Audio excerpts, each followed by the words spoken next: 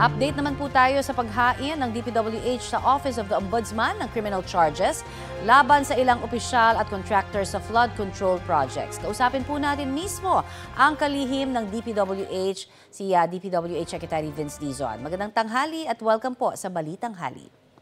Magandang tanghali po, Connie. Magandang tanghali. Okay, para po doon sa mga nanonood sa atin, baka pwede niyo po ma-explain kung gaano nga ba kahalaga ito pong pagsasampa ninyo ng reklamo sa Office of the Ombudsman laban sa ilang opisyal at contractors na sangkot po sa maanumalyang ng flood control projects. Salamat, Connie. No? So, ayon na rin sa direktiba ng Pangulo natin na bilisan na ang aksyon dito sa na-discover nating mga napakalaking pagnanakaw ng kaban ng bayan dito sa DPWH.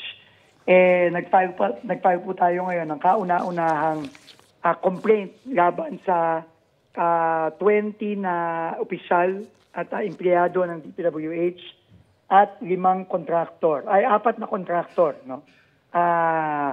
So 25 total individuals. No?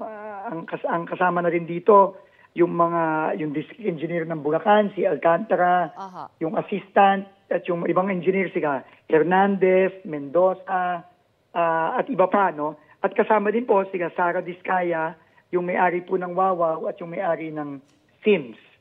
So lahat po ito ang kauna-unahang kasong final natin. Ang kaso po ay Anti-Graft and Corrupt Practices Act, malversation through falsification of public documents, at violation po ng RA 9184. Yung dalawa pong unang kaso, non-bailable po yun.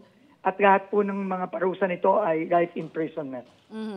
At itong 20 taga-DPWH na sinampahan ninyo ng reklamo, considered dismissed na po ba sila mula sa ahensya? Nagsimula na tayo. Meron po sa kanila, dismissed na. Yes po, opo. Meron, yung iba po, nasa proseso na po ng papadismiss natin. I see. Pero lilinawin lang din natin, bukod po ito sa posibleng makasuhan pa sila mula sa investigasyon ng Senado, Kamara, at ito pong bubuuing independent commission, sir. Tama po yan.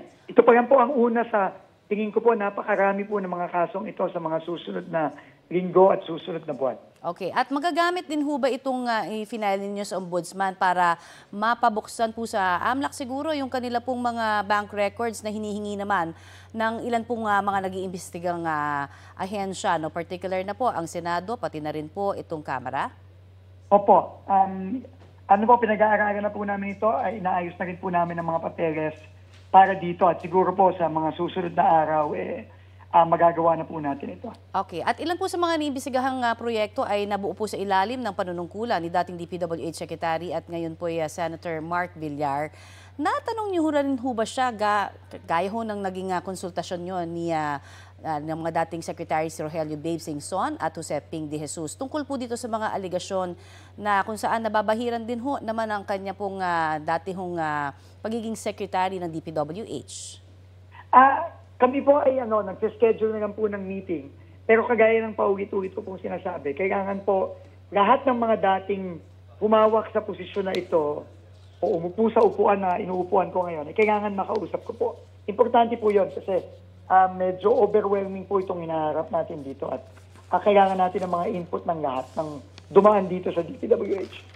At may mga nabanggit din ho ng mga pangalan ng kongresista, mga senador na nadadawit po dito sa maanumalyang flood control projects. Any thoughts about that, Lord, sir? Yan po ay hindi ako makaka-comment dyan. No? Dahil ang aking authority lang po ay talagang tignan itong DPWH at yung mga kakontrata ng DPWH na mga private contractor. At yun po talaga, yun ang pinagtutuunan natin ng pansin. Okay, itong pinalabas naman ninyong lookout bulletin order na hiniling niyo po sa DOJ laban sa ilang opisyal at iba pang personalidad na sangkot dito sa maanumalyang flood control projects. Ibig sabihin din ho ba pwede pa rin silang makalabas ng bansa dahil lookout bulletin lamang ito? Lookout pa rin naman po ito. No? Wala pang kaso. Para lang po malaman natin. Pero habang wala pa pong pinafile sa korte, wala pa pong whole departure order yan. So, may proseso naman po tayo. Ang importante po dito, nakikita po ng ating mga kababayan na seryoso po talaga ang ating Pangulo. Sinimulan po ng ating Pangulo ito nung sa kanyang SONA. Tinuloy-tuloy po niya ang kanyang mga inspeksyon. At ang sabi po na huli niya sa akin is, tama na po ang salita ang proseso ay kailangan umaksyon na po tayo at yun po ang ginawa na natin ngayon. Kasama rin po sa ILBO itong si dating DPWH Secretary Bunoan. Pa-explain siguro ano hong nag-udyok sa inyo para ho ipasama na siya. Ito ho ba yung mga recent development? Opo, para po maging consistent tayo, lahat po ng ma-mention, gago na sa Senado, sa Kongreso, na either current o dating kasama sa DPWH o kakontrata ng DPWH, kailangan po hingan po natin ng lookout order sa DOJ para po tayo consistent. No, ito naman po ay tuloy-tuloy natin ginagawa. At pata sa lahat, ano? Opo. Kaugnay po dun sa budget ng DPWH, nasa ang bahagi na po ba kayo ng ginagawa ninyong budget review? At kailan ho yung... Ongoing po ito at humingi po tayo ng extension ng 2 araw lang ngayong weekend. At tuloy-tuloy po tayo, pero kampante po tayo na isusumiti po natin ito sa darating na Lunes. Okay, dahil nga po dito sa mga nangyayaring sinasabing bad apples, no, sa inyo pong ahensya, marami hong nadadamay na iba rin na mga matitino dyan ho sa inyong tanggapan. Opo. Kamusta po? Paano nyo ho binuboost ang kanilang moral? Lalo na sila ho ay sabi nga nahaharas, no? Kaya hindi na daw pinapayagan magsuot ng kanilang official uniform. Opo, alam niyo po, nakakaawa at po talaga ang karamihang mga empleyado ng DPWH na alam naman natin, hindi naman po sangkot dito, sila po matino, honest, masipag, pero dahil po dito, libo-libo po ang empleyado ng DPWH. Pero dahil dito sa mga iilang mga masamang taong ito, nadadamay po lahat. Kaya po, ako po isa ng nananawagan po sa ating mga kababayan, huwag naman po tayong humusga. Hindi po porket naka-DPWH uniform, masamang tao yan. Huwag naman po tayong mabilis ng humusga. Kawawa naman po sila.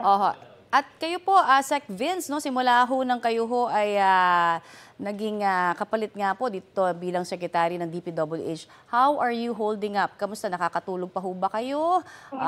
Kamusta ho ang pressure? Trying our best po. Trying our best. Medyo overwhelming lang po, kagaya ng sinabi ko nung nakaraan. Medyo mabigat po talaga. No? Never po ako naka-experience ng ganito. Pero trying our best po. Alright. Marami pong salamat, sir, at good luck in everything. Marami pong salamat. God bless po. God bless. Yan po naman si Public Works and Highway Secretary Vince Dizon.